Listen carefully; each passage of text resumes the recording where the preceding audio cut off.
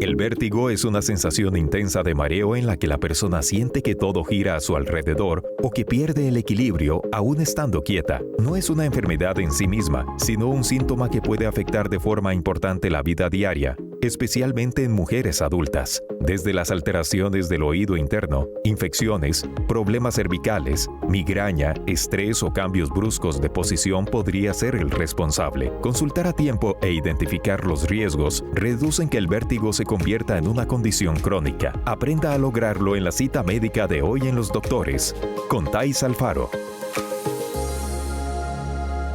Hola, ¿qué tal? Buenos días. Les saluda a Pablo Campos. Thais Alfaro tiene el día libre. Muchas gracias por acompañarnos en Los Doctores. Hoy vamos a hablar de un tema que yo sé que impacta, según dice la Organización Mundial de la Salud, en algún momento de su vida a 4 de cada 10 personas. El vértigo, que genera bastantes síntomas complicados, y está con nosotros aquí en el set de Los Doctores el doctor Diego Toledo. Él es emergenciólogo y también es máster en trastornos de neurodesarrollo. Doctor, buenos días. Bienvenido. Pablo, buenos días, un placer. Gracias a todos y a todas por abrirnos la casa aquí en Canal 7. Súper orgulloso y aquí dispuesto a tratar de aportar un granito de arena de este tema tan interesante. A responder tantas dudas, ¿verdad, doctor? Sí, de hecho, es un hecho, ¿verdad? Y es una condición muy frecuente, ¿verdad? Que abordamos mucho en los hospitales del país, tanto públicos como privados. Porque indiscutiblemente el primer lugar donde va una persona cuando le da esta situación, que es una situación muy importante, va a emergencias, ¿verdad? Doctor, ¿cómo diferenciar el vértigo de los mareos o un fuerte dolor de cabeza? Sí, correcto. Mire, eso es una interesante pregunta y muchísima gente, de hecho, tiene dudas, y es una de las primeras cosas que a uno van y le preguntan, bueno, ¿qué tengo?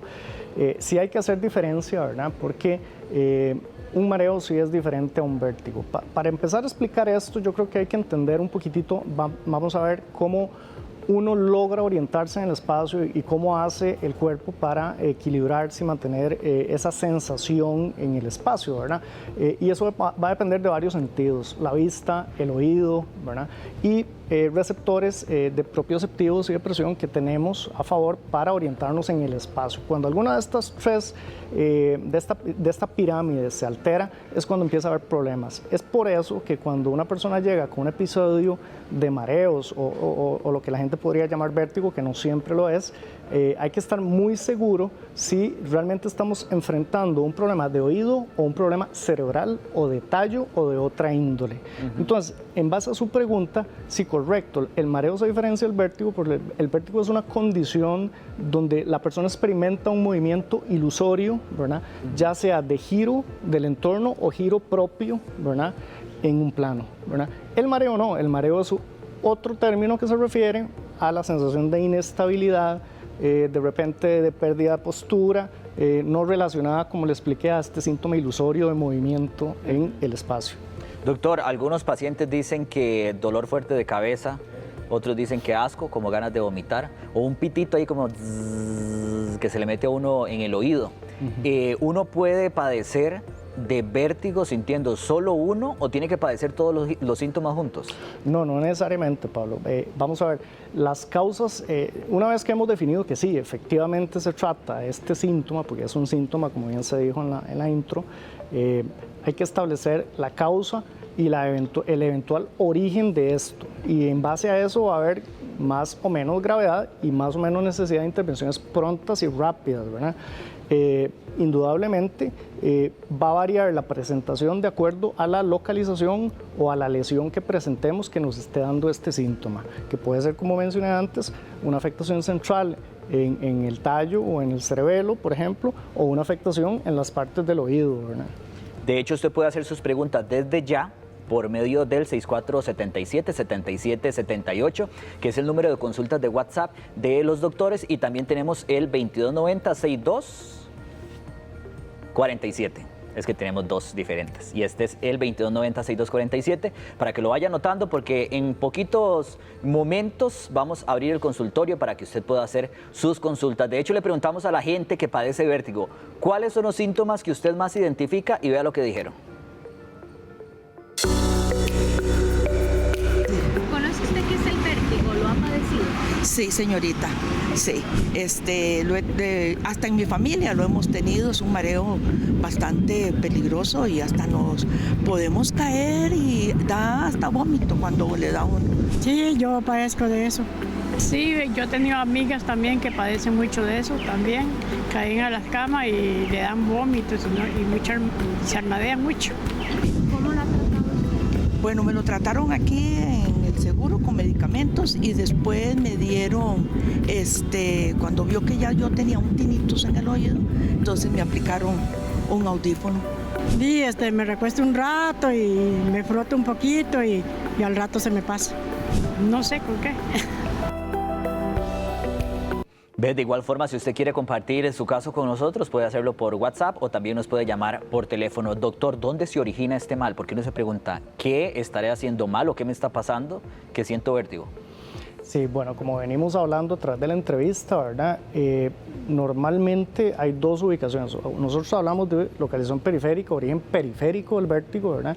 Que usualmente incluye estructuras relacionadas con la parte vestibular. La parte vestibular tiene dos vertientes, ¿verdad? Y tiene la parte que incluye la parte auditiva, ¿verdad? Del oído, tanto externo, medio, interno, así como el nervio auditivo, y la parte cerebral, que usualmente y por frecuencia incluiría la parte cerebelosa y la parte del tallo cerebral. Esos son realmente las diferencias que el emergenciólogo, el médico que aborda esta condición en forma aguda, debe agudamente, o sea, de forma específica diferenciar para así marcar una hoja de ruta en el abordaje, porque sí puede marcar gran diferencia en la evolución de uno u otro.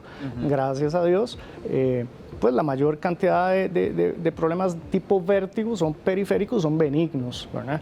Entonces eso se ubicará en las diferentes estructuras que implican la parte auditiva, que también contribuye a la parte del equilibrio, ¿verdad? El sistema vestibular auditivo.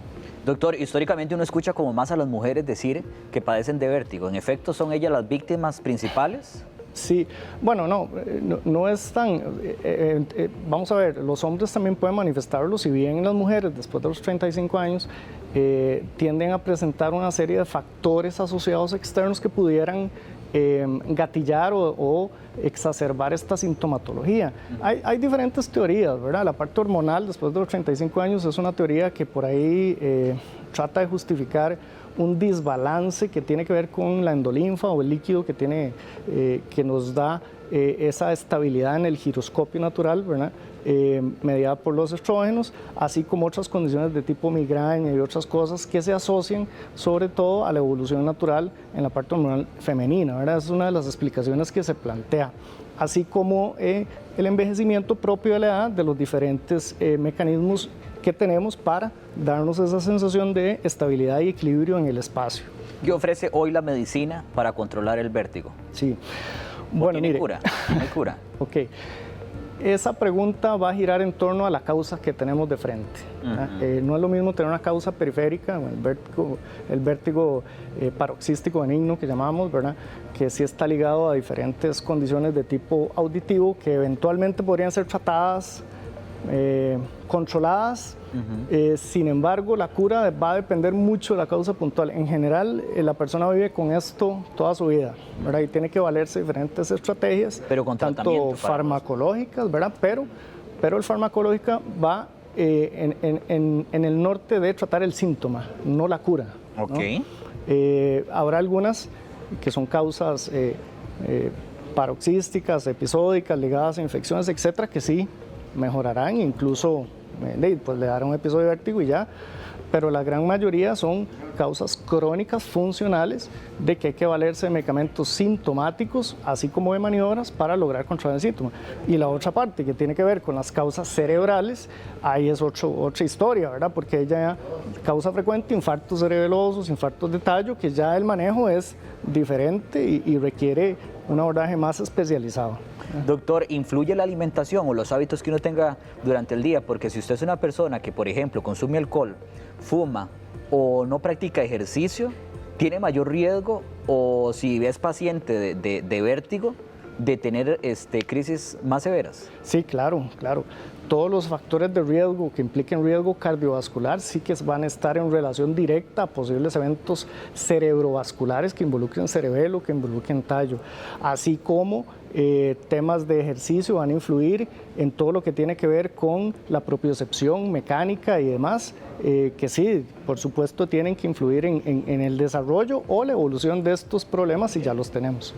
Doctor, y le preguntaba también por la alimentación. Usted sabe que una vez se relaciona algunos productos o alimentos con la migraña. Sí. ¿Ocurre lo mismo con el vértigo?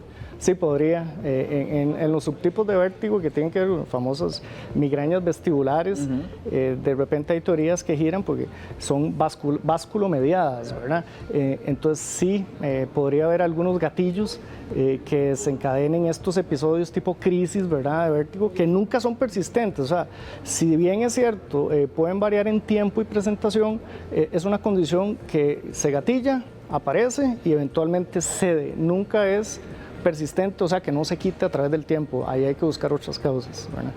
Son las 10:14 de la mañana, ya estamos empezando a recibir sus preguntas por medio del WhatsApp, así que invitados para que las sigan haciendo, porque hoy, a diferencia de otros días, el consultorio lo vamos a abrir un poquito más temprano, ya casi como a las 10:18. Vamos a continuar con otra consulta para el doctor y está relacionada a los hábitos que le decía. Cuando uno es paciente ya de vértigo, ¿debe tener condiciones y hábitos diferentes al de otra persona o uno vive normalmente? Sí, sí, correcto. Vamos a ver, cuando uno empieza en esta línea de padecer de este tipo de problemas, sí que deben haber cambios conductuales, cambios en el estilo de vida, debe haber esa construcción, y yo le digo a los pacientes, bueno, a partir de ahora va a tener que reestructurar su vida y tener un poco más de paciencia, entender bien qué es lo que le ocurre a usted y en base a eso hacer las modificaciones necesarias.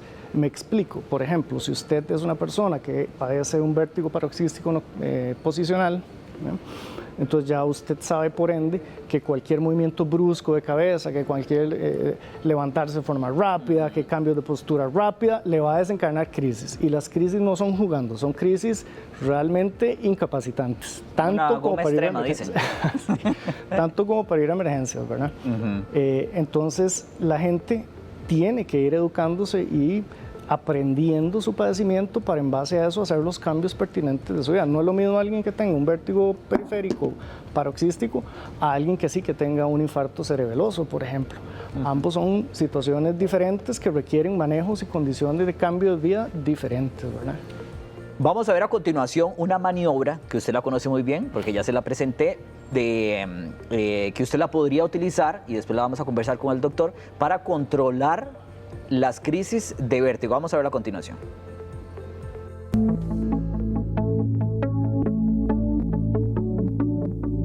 Maniobra de Dix-Hallpike. El diagnóstico se realiza mediante la maniobra de Dix-Hallpike. Para ello, una vez sentado el paciente en una camilla con las piernas extendidas, le giramos la cabeza 45 grados hacia el lado que queremos explorar y le tumbamos bruscamente hacia atrás, situando la cabeza en hiperextensión unos 30 grados. Tras unos minutos, repetimos la maniobra hacia el lado contrario. Si la maniobra es positiva, aparecerá un nistagmo torsional con un componente vertical hacia arriba muy evidente y que tiene unas características específicas. Tiene latencia, se agota después de unos segundos y se fatiga. Si repetimos la maniobra varias veces, el nistagmo cada vez será de menor intensidad. Esta es la maniobra diagnóstica, la forma como ustedes se dan cuenta si realmente lo que tiene la persona es un simple mareo, dolor de cabeza, o realmente si padecen de vértigo. Sí, correcto. Bueno, esa es una maniobra muy popular. De cuando yo estudiaba me la enseñaron y es algo que hacemos en los servicios de emergencia, sobre todo cuando estamos tratando de hacer la diferencia diagnóstica entre un vértigo central y periférico. Es una maniobra muy útil. Pero la podría hacer uno solo. La casa, la podemos poner, compañeros, ahí en no, medio, porque alguien tiene que ver si haces movimiento ocular, que es ese término que mencionaron que se llama nistagmo. El nistagmo. Pero podría ser la uno, por ejemplo, doctor, perdón que lo interrumpa. Compañeros, ¿podemos poner el video? Ahí ya casi lo vamos a poner, sí. Doc. ¿Podría uno, por ejemplo, en la cama, con una almohada, hacer ese movimiento, dejar la cabeza guindando y alguien que esté con uno decirle si está moviendo los ojos? Como para descubrir uno así de manera inmediata si realmente lo que está es con vértigo. Sí, lo que pasa es que hay que hacer diferencias porque, vamos a ver, en diferentes condiciones, si la lesión es central, hay varianzas en el movimiento ocular que se llama nistagmo, ¿verdad? Y hay cierto conocimiento que hay que tener para realmente, personal médico, llegar a decir si esta es positiva y es concordante con un vértigo periférico. Que ahí lo estamos viendo, benigno, que, como decíamos antes, afecta el conducto semicircular posterior y concuerda. Lo que pasa es que apunta hacia el lado de la lesión, ¿verdad? O sea, la maniobra gira la cabeza en vista al lado de la lesión. Sin embargo, el nistagmo tiene que ser hacia el otro lado, no concordante. Entonces, cuando hay un nistagmo concordante o mixto, es un Dix-Hallpike, pero que no... O sea, es positivo, pero que podría corresponder no solo con una patología periférica, sino que ahí sospecharía uno una patología central. Entonces, para eso sí que se ocupa un personal médico entrenado de que sepa valorar la clínica del paciente en ese momento. Pero efectivamente, esta es una maniobra diagnóstica que uno realiza cuando sospecha vértigo paroxístico benigno, ¿verdad? Y bueno, por lo menos para que uno se dé una idea, ¿verdad? La que sí la que sí la gente... uno la entrena para hacer la EPLI. La manera de EPLI es cuando ya la gente sabe y ya tiene un diagnóstico de vértigo paroxístico nocturno, o sea, periférico, y es una maniobra que se hace similar, ¿verdad? No sé si por ahí la tenía, creo que la vi en el video siguiente. Vamos a verla vamos a ver el video y venimos a comentarlo, Doc.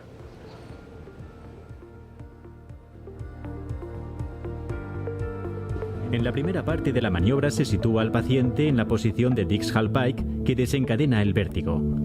Los otolitos se desplazan a lo largo del canal, lo que da lugar a una corriente ampulífuga que provoca tras unos segundos un nistagmo torsional con componente vertical superior que poco a poco se agota.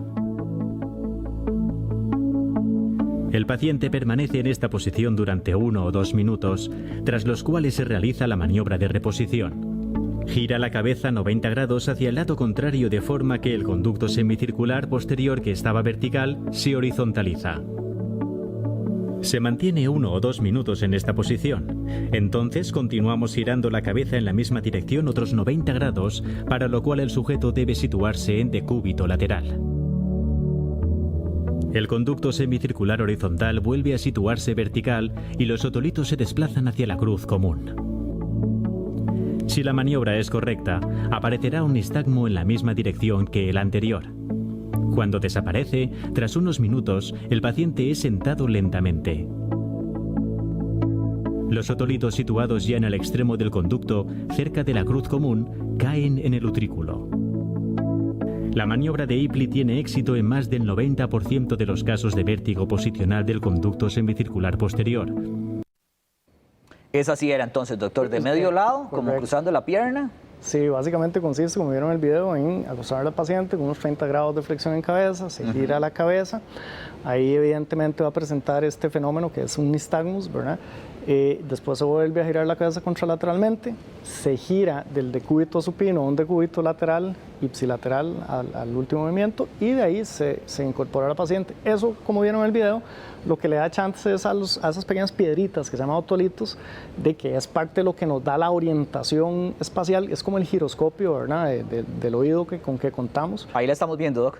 Exacto, para que se logren acomodar y así la persona sienta ya esa sensación de estabilidad espacial y de orientación espacial, ¿verdad? Porque como decíamos al principio, va a depender de varios sentidos claramente, ¿no? De la vista, del oído, de la parte propioceptiva, tanto palmas y manos, para que nos dé ese sentido de orientación visoespacial en el espacio, que cuando se pierde es terrible, o sea, es terrible y generalmente la persona pierde tono postural, no puede caminar, ¿verdad? Entonces son situaciones, por eso hacía la diferencia entre el mareo, porque un mareo es diferente. Un vértigo es una situación catastrófica, por así decirlo, y más cuando se viene a presentar de manera súbita y de nuevo.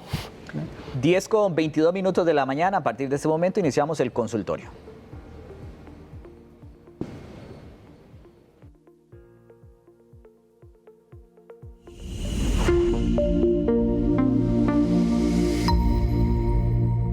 Y vamos ahora con la primera pregunta. Dice, buenos días, tengo 58 años. En noviembre me golpeé la cabeza. 2 meses después empecé con muchos mareos. Me he caído varias veces. Me prohibieron andar sola. Estoy perdiendo la audición de mi oído izquierdo y ya me refirieron a otorrinolaringología. Estoy esperando la cita, pero cada día estoy peor. ¿Podría estar relacionado a vértigo? Correcto, bandera roja, gran bandera roja, ¿verdad? Siempre las apariciones, me dijo que tenía 58 años. Sí. Okay. Toda aparición de un síntoma de novo, de carácter súbito y sobre todo después de un trauma de cabeza, es una gran bandera roja para los emergenciólogos y para los médicos de primera línea.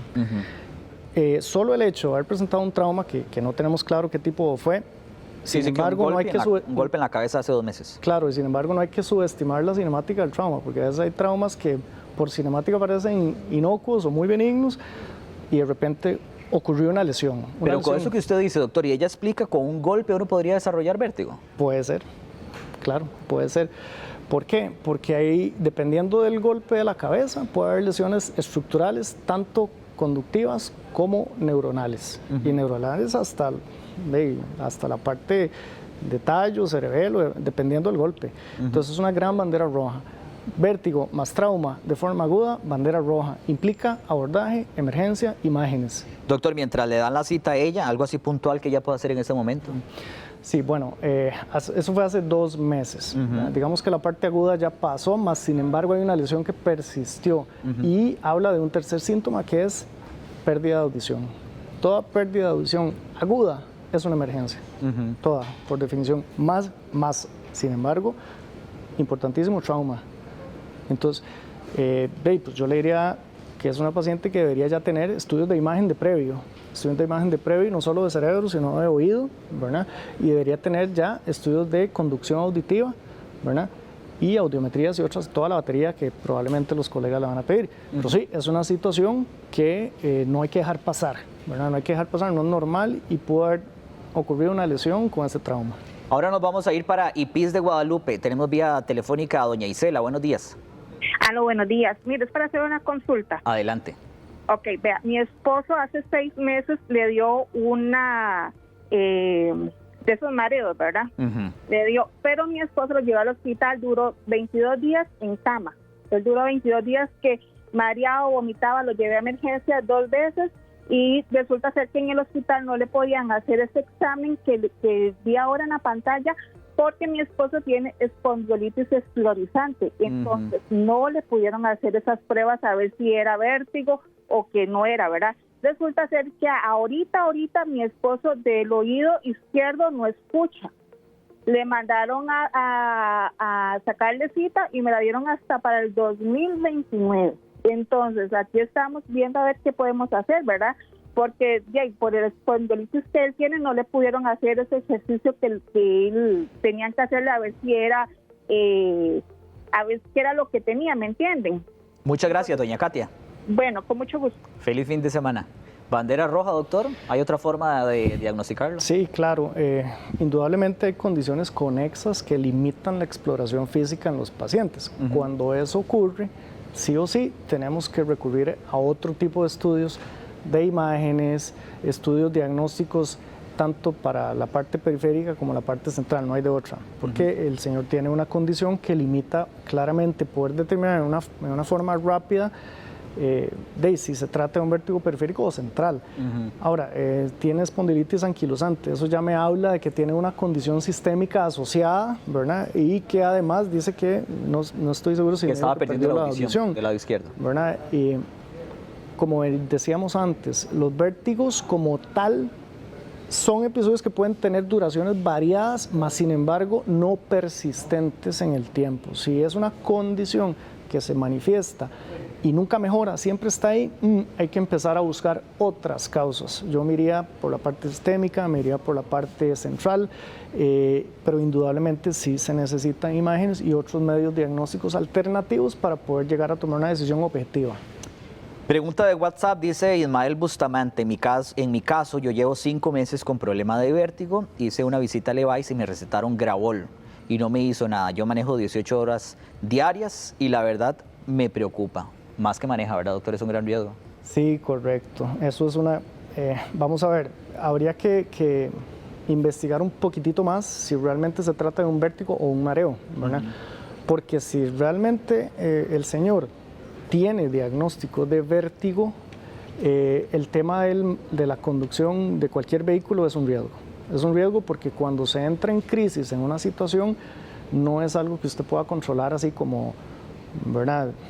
Es una situación que podría poner en riesgo tanto la vida de él como la de los transeúntes y la gente en la calle, ¿verdad? O sea, sí es un vértigo, ¿verdad? Y no estamos hablando siquiera de establecer si es periférico o central. O sea, el solo hecho de padecer de vértigo es una condición por la cual hay que tener mucho cuidado cuando usted opera maquinaria pesada, vehículos, motocicletas, etcétera. Porque si bien hay algunas condiciones que tienen aura, otras no tanto y se presentan de forma súbita y como veníamos hablando, implica temas posturales y pérdida de habilidades visoespaciales. Y obviamente conducir un vehículo a velocidad, una moto, lo que sea, pues puede implicar que se mate o que mate a alguien, ¿verdad? Entonces sí hay que tener cuidado, sí debe ser valorado de forma objetiva y tomar decisiones en base a eso para ver si va a poder seguir con su cotidianidad como la tiene ahora o no. Aquí en San José está frío, ¿verdad? Está haciendo viento. Sí. Vamos a irnos para Limón. Está doña Nancy Hernández vía telefónica y antes de la consulta nos va a contar cómo está Limón. Hola, buenos días. ¿Cómo está doña Nancy? Muy bien, bueno, en la mañana amaneció de lluvia, pero ya... ¿En serio? ¿Y usted vive en Limón Centro? No, yo soy de Cariari. Cariari de Guapiles. Entonces, lloviendo y ahorita está... Está ya soleado. Está soleado, ok. Ya para la tarde está bonito, y más si tienen, si se van de vacaciones durante el fin de semana, ¿verdad? Para que la pasen bien. Doña Nancy, ¿cuál es su consulta? Sí, es que quería consultarle al doctor. Claro, adelante. Estuve con muchos mareos. De hecho, casi no pude hacer nada, solo acostada y así. Fui a Levi's y la doctora me dio pastillas para quitarme el mareo. Después de ahí como que mejoré un poco, pero cuando he estado acostada he sentido como que se me hunde la cama, como que pronto se me da así, estando acostada. Y también un día me estaba alistando en el cuarto, cuando salí a la puerta sentí que se me hundió todo el piso, como un hueco, digamos, se me fue un hueco. Y yo hasta un grito pegué, me asusté, como pude, mareada, me senté, ¿verdad? Y ahora que están hablando de este tema, me pregunto si será de lo que están ustedes hablando. Sí, es vértigo. ¿Usted puso atención a los ejercicios que le presentamos aquí? Que se pone de medio lado, cruza un poquito la pierna. ¿Será que eso le sirve, Doc? Sí, bueno, por la historia que nos refiere, ¿verdad? Más que todas las manifestaciones que ella presenta no coinciden tanto con lo que veníamos hablando inicialmente, que es esa sensación ilusoria de giro del medio alrededor de uno o de uno girando ¿cómo se llama? En posición, en estabilidad. Más bien ella describe sensaciones más como de pérdida o sensación transitoria de estabilidad, más sin embargo no aqueja esas características que uno mencionó al principio. Mi recomendación es primero un buen examen físico, ¿verdad? Indudablemente tiene que todo síntoma que es recurrente, que no se quita, que persista, es meritorio de una valoración médica sí o sí. Digamos, no hay por qué normalizar, no, es que yo soy así, no, es que me mareo de vez en cuando, pero a mí siempre me ha dado eso, no, eso es una mala costumbre, no hay que normalizar síntomas que no son normales en la mayoría de la gente, ¿verdad? Entonces, mi consejo sería de que consulte, ¿verdad? Para que un médico le haga un buen examen físico, un examen neurológico apropiado, le revise la parte auditiva, ¿verdad? Y realmente haga una historia un poquito más detallada en retrospectiva y actualmente de los síntomas, si hay evolución o no. Por lo poco que ella nos contó, parece más un síntoma mareo que podría estar relacionado hasta a temas auditivos periféricos, ¿verdad? Pero vértigo como tal no suena, habría que verla clínicamente, a ver cómo le va. Sí. Yo le estaba preguntando a doña Nancy por la temperatura, porque más adelante vamos a hablar de cómo esta época seca de calor también impacta principalmente a las personas diabéticas. Y les vamos a explicar por qué y qué tienen que hacer para evitar las crisis de diabetes o del azúcar para este tipo de pacientes. Ya casi les vamos a ampliar ese tema. Por ahora vamos a seguir con otra consulta. Y yo creo que lo que espera la gente con este tipo de entrevistas es como darles un alivio mientras los atienden, ¿verdad? Porque dice una señora que el esposo le diagnosticaron vértigo, duró 22 días en cama y ahora quedó sordo de un oído. La cita en la caja se la dieron para el 2029. Y ella quiere, dice, doctor, si sería tan amable de decirnos qué podemos hacer por el momento. Sí, ok. Es que es mucho, ¿verdad? ¿Qué vamos, 2026, 3 años más? Sí, indudablemente, ¿verdad? Y eso es un tema ahorita políticamente en boga, ¿verdad? El tema de la atención en la seguridad social, de que es un tema que hay que entrarle de alguna forma. Aquí vamos a ver, yo la mayor recomendación que le puedo dar es estar muy a la expectativa si hay alguna varianza de síntomas de acuerdo a los que ya ha venido presentando. O sea, si de repente está empezando a presentar o ha variado la intensidad o ha agregado otra sintomatología, debe consultar a un servicio de urgencias o de emergencias. Ahora bien, habrá algunas cosas que podría ir adelantando. Vamos a ver, los temas de síntoma tipo vértigo que se asocian a pérdida auditiva, de alguna manera pueden estar relacionados al famoso vértigo que venimos hablando periférico. Y habrá algunos estudios que podrían ir adelantándose, por ejemplo, una audiometría, que sería un estudio pues no muy costoso, que podría tener acceso en diferentes lugares y le podría ir arrojando un montón de información valiosa para el clínico, para ir ya orientando a si se tratará de una condición ya crónica del señor pertinente a la parte del oído, del sistema vestibular, propiamente en la parte periférica o no. Ese sería tal vez un buen inicio, aparte de valorar si hay o no sumatoria o empeoramiento de los síntomas que ya ha tenido, como para decidir consultar a un servicio de urgencias. Y la parte de la audiometría sería una buena estrategia, por lo menos para ir adelantando algún estudio, mientras logre de alguna manera resolver el tema de las listas de espera de la caja, que es complicado. Es complejo, sí. Doctor, muchísimas gracias por acompañarnos. Es un extraordinario tema. Ojalá que a la gente le haya funcionado bastante. No, con muchísimo gusto para servirles y esperamos que este granito de arena rápido haya podido despejar alguna duda con respecto a esto. Para servirles. Ahí en pantalla está el número del doctor, es el 7056-0664 y las redes sociales son Neurodiversity CR. Doctor, muchas gracias. Muchísimas gracias a ustedes, a la orden, quedamos a la espera de otros nuevos temas. Muchas gracias. Pablo, muchas gracias. Vamos a una pausa comercial y ya casi regresamos con más. Un abrazo. Un abrazo.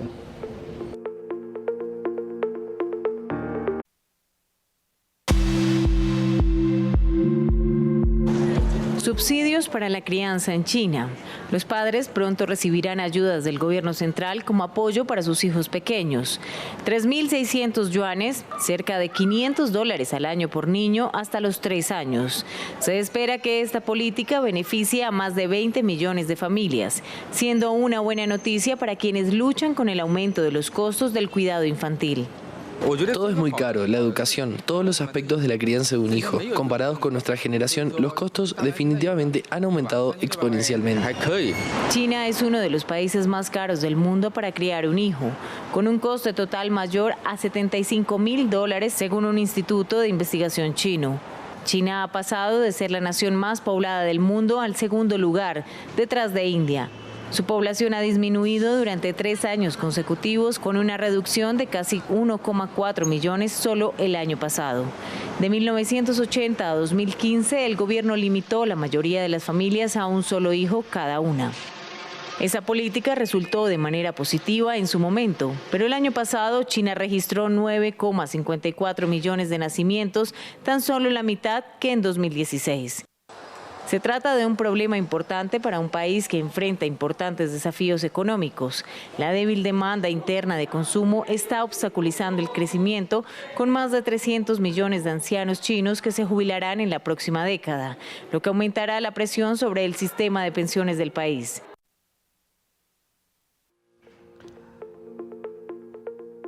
Con 38 minutos de la mañana. Las personas que viven con diabetes deben prestar atención especial a las altas temperaturas, ya que el calor puede generar complicaciones serias para la salud.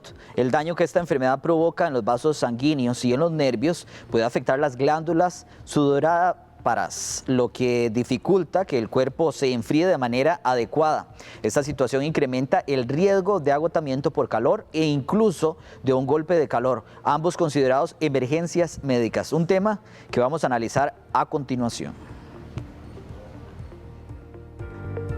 Vamos a hacer contacto vía Zoom con el doctor Alex Chávez, que está ahí en pantalla. Vamos a conversar con él sobre este tema porque ahorita en época seca y con temperaturas altas, que según el IMN alcanzan hasta los 35 grados, es momento de ponerle atención si en la casa hay pacientes de esta enfermedad. Doctor, buenos días.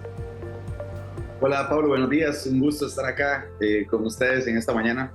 Muchas gracias, Doc. ¿Por qué esta época de calor es tan complicada para las personas diabéticas? Ya sé que les presentamos alguna información, pero ¿por qué es que para ellos específicamente es peor en comparación a otro tipo de pacientes?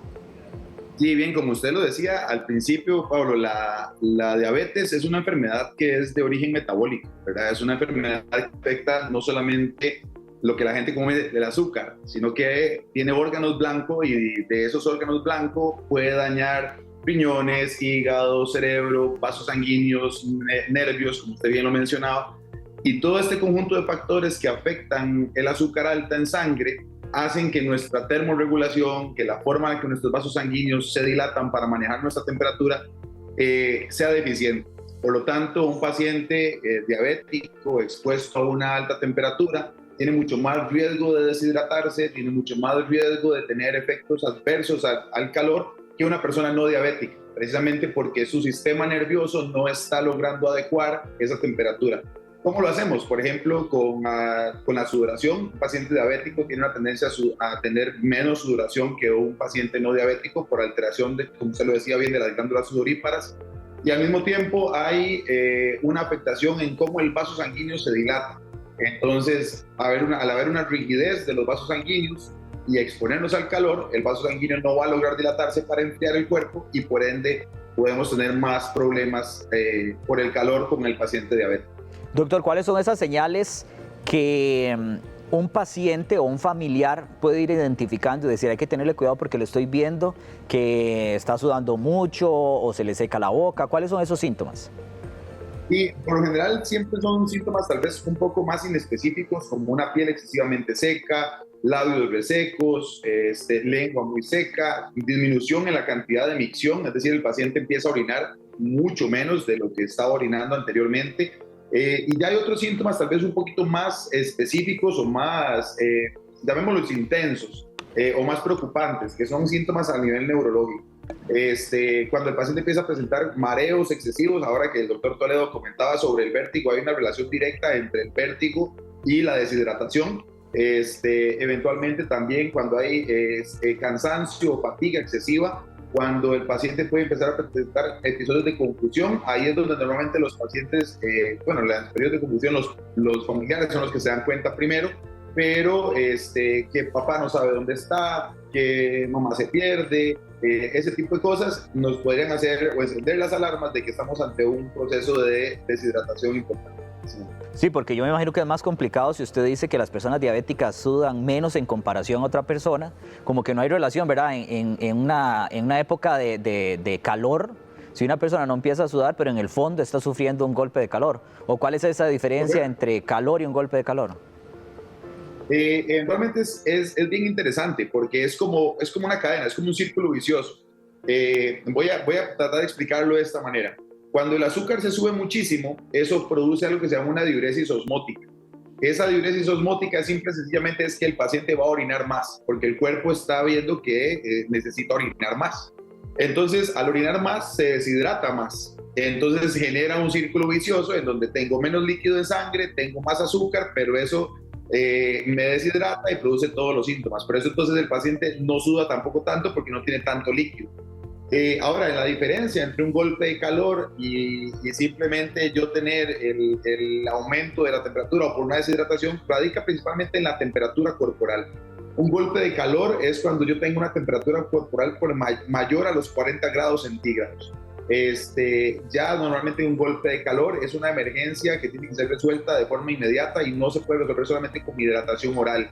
Cuando yo tengo calor excesivo o tengo una deshidratación leve a moderada, yo puedo corregirla con rehidratación oral, yo puedo corregirla en casa y todavía hay síntomas que no están afectando el sistema neurológico principalmente. Entonces son pacientes que tienen una temperatura menor a 40 grados, pueden tener piel seca, pueden tener confusión leve, pero eventualmente se logra resolver con rehidratación oral o incluso intravenoso, tal vez en una consulta privada además o en el device. Pero ya por encima de los 40 grados y con confusión importante o alteración del sistema nervioso central o alteraciones cardíacas que también se pueden producir, eventualmente ya es de manejo hospitalario. Doctor, entonces, si hay relación de la deshidratación con los niveles de azúcar en la sangre, la alimentación o la forma de uno hidratarse, una persona paciente, en época seca debe ser diferente. Por supuesto, tiene que ser muy distinta. El consumo de agua diario, que también eso sí llega a ser como hasta un mito en la gente, porque usted escucha que todo el mundo le dice de 7 a 8 vasos de agua y la gente se apega a eso como si fuera la Biblia. Realmente eso tiene que ser por cantidad de kilogramos de peso. Nosotros deberíamos consumir de 30 a 35 mililitros de agua por kilogramo de peso al día. Eso incluyendo infusiones, alimentos, bebidas y agua propiamente como tal. Entonces, más o menos, para poner un ejemplo, un paciente de 60 kilos debería consumir entre 1.8 litros de agua diarios. Uno de 70 kilos, unos 2.1, 80, 2.8, más o menos es como la matemática. Ahora bien, ¿qué pasa en la época seca? En la época seca, un paciente diabético debería procurar, y yo le digo esto siempre a mis pacientes en la consulta, el agua en usted no es por si usted quiere, el agua en usted es un medicamento. Tome agua por lo menos cada 2 o 3 horas, porque la sed, que es normalmente lo que la gente dice, yo tomo agua cuando me da sed. La sed es un signo tardío de la deshidratación. Entonces, eventualmente yo puedo estar ya deshidratado y ni siquiera tener sed. Entonces, el consumo de agua en el paciente diabético en la época seca debería incrementarse por lo menos medio litro más de lo que usualmente toma. Principalmente si es un paciente sedentario. Si no es un paciente sedentario y hace ejercicio, durante el ejercicio debería ser 200 mililitros de agua más durante el ejercicio para evitar descompensaciones futuras que eventualmente puedan llegar a afectar tanto el rendimiento físico del paciente durante el ejercicio que se practique o en su vida diaria.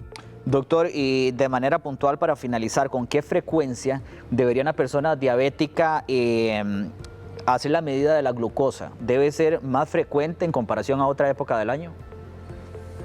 Por lo general, la recomendación es que sí, debería ser más frecuente si eventualmente la temperatura corporal es bastante elevada. No tampoco vamos a estar recomendando, a no ser de que tenga los aparatitos que no requieren estarse pinchando, pero normalmente lo que nosotros recomendamos es que se tome la glicemia en época seca por lo menos de 2 a 3 veces al día. Una vez en la mañana en ayunas, otra vez después del almuerzo y una vez antes de acostarse a dormir, para poder tener un control o un parámetro, especialmente cuando la temperatura anda mucho más elevada de lo usual. Doctor, muchísimas gracias. Un abrazo hasta Sarchí, ¿verdad? ¿Perdón? Hasta Sarchí, un abrazo.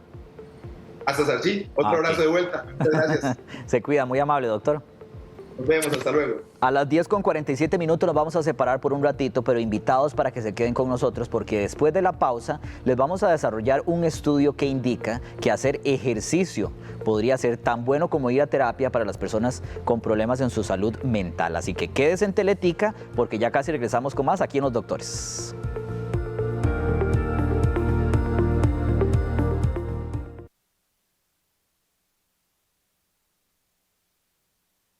Sobre los problemas de salud mental es que a nosotros no nos va a tocar. 1 de cada 4 personas padecen o van a padecer un trastorno mental a lo largo de su vida. Almudena ha tenido depresión durante casi 3 años, tiempo en el que ha sufrido todo tipo de prejuicios. No me han creído, digamos, es un cuento que tú tienes en ese momento. Ahora tratan de desmentir que la persona que se quiere suicidar no lo dice y si lo hace es porque es mentira. El 70-80% de personas que se quieren suicidar se lo dicen a sus médicos de atención primaria o a sus familiares. Por eso quieren trasladar el estigma de que quieren llamar la atención por la realidad es una llamada de auxilio. Estaba la muerte aquí conmigo y me decía que una de las formas de salir de aquello era quitarte la vida. Y intentaba hablar con mis familiares, intentaba hablar con mi pareja, intentaba hablar con amigos. Clara también desmonta uno de los prejuicios que más se repite en los círculos de la vida: que los niños no sufren problemas de salud mental. Pues yo sufro de angustia y ansiedad desde segundo de la ESO porque me hicieron bullying en colegios pasados. El rechazo que sufren, lejos de convertirlos en agresivos e impredecibles, les convierte en diana de malos tratos. Alrededor del 92% jamás van a mostrar ningún indicio de conducta violenta. Lo más frecuente es que sean ellos los que reciben violencia. Además, la gran mayoría consigue llevar una vida normalizada.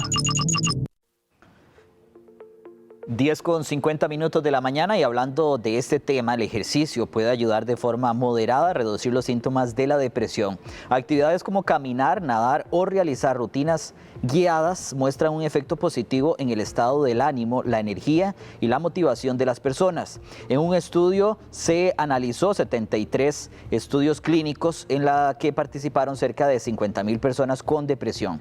El objetivo fue comparar los efectos del ejercicio físico con tratamientos tradicionales como los medicamentos y también la psicoterapia. Un tema que vamos a analizar a continuación para verlo con lupa y no poner en riesgo nuestra salud. Vamos a hacer contacto vía Zoom con el doctor Andrei Duarte. Él es psiquiatra y vamos a conversar este tema porque puede generar mucha confusión en pacientes de salud mental. Así que para aclararlo vamos a hacer contacto con él. Doctor, buenos días. Hola Pablo, buenos días. Un saludo muy especial para todos los que nos están viendo. Gusto de saludarlo, Doc. Es un tema importante porque todos sabemos que hacer ejercicio es bueno, pero algunas personas, luego de este estudio que durante toda la semana lo he visto en diferentes redes sociales, podría poner en riesgo a muchas personas, ¿verdad?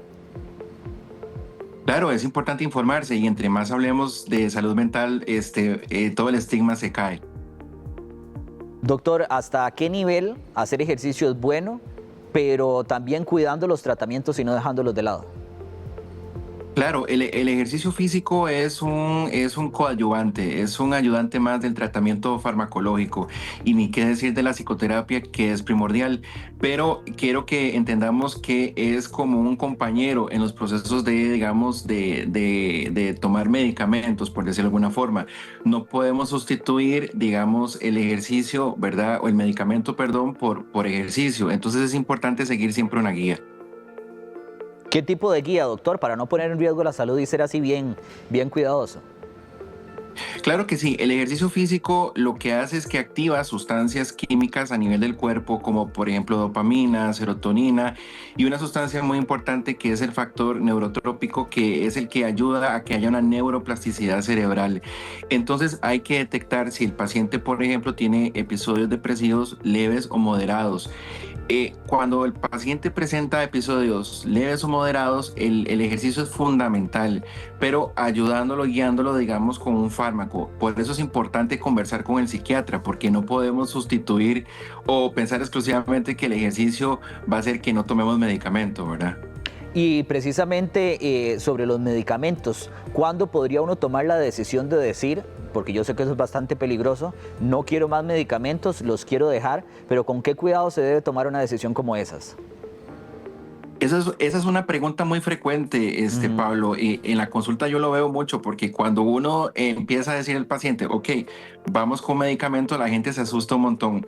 En algunos casos la medicación no es para siempre y cuando se hace una reducción de la medicación antidepresiva o cuando tenemos, por ejemplo, trastornos de ansiedad, etcétera, eso es una reducción escalonada y eso tiene que ser guiado tanto con el paciente y el psiquiatra. Podemos irlo reduciendo poco a poco hasta que el paciente puede quedar limpio de medicación, pero esto siempre tiene que ser supervisado. Se dice que las personas tienen que tomar cerca de 8 o 9 meses tratamiento antidepresivo y valorar la posibilidad de hacer una reducción, pero esto hay que tratarlo de una forma individual con el paciente. ¿Y qué pasa cuando una persona deja las pastillas de golpe o los tratamientos de golpe? Esa es otra cosa que también es muy frecuente. Cuando la gente empieza a sentirse mejor al mes y medio, la gente deja tirada el medicamento. lo que sucede es que el cuerpo lo que hace es sentir como un síndrome de retirada, como que usted lo quitó de golpe. Entonces el cerebro lo que hace es como decir, híjole, ¿dónde está lo que me estaba ayudando a sentirme mejor? Entonces hay este efecto de taquicardia, malestar general y todo eso. Entonces es muy peligroso dejar un tratamiento de golpe porque podemos provocar un síndrome de retirada que llamamos o una recaída, que los síntomas de la recaída son más fuertes, por decirlo así. En esta semana también, de esos reels que le salen a uno en TikTok y en Instagram, había uno que decía que en los países orientales, por ejemplo, le recomendaban a las personas con problemas de salud mental adentrarse en la montaña. Inclusive también vi que en Canadá era lo mismo, así que los especialistas recomendaban mucho adentrarse a la montaña, meter los pies en un río. Ese tipo de cosas de contacto con la naturaleza también funcionan. Claro que sí, porque se activan partes del cerebro que tienen que ver con el placer, con la satisfacción y con la tranquilidad. Entonces hay una liberación de serotonina, de dopamina, hasta de adrenalina. Entonces esos espacios en los cuales, por ejemplo, tenemos la atención plena o focalizada en algo que nos puede producir placer o tranquilidad, nos ayuda. Pero ojo, esto es un complemento al tratamiento. No podemos dejar de lado los fármacos así nomás.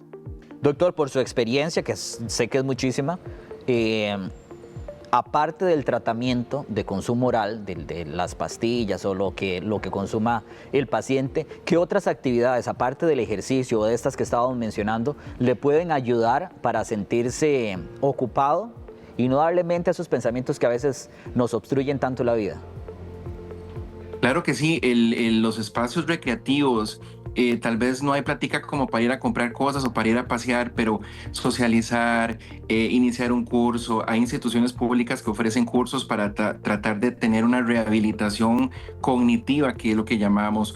La socialización es primordial y esto es algo muy importante tener en claro, que no solamente podemos tener la expectativa de que el fármaco lo va a hacer todo, que la pastilla lo va a hacer todo. Ocupamos socializar, interaccionar con las demás personas.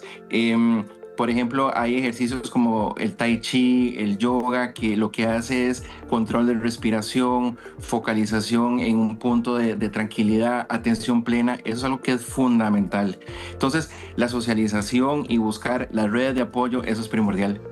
Doctor, muchísimas gracias. Que tenga un lindo fin de semana y gracias por su conocimiento. Muchas gracias, Pablo. Hasta pronto.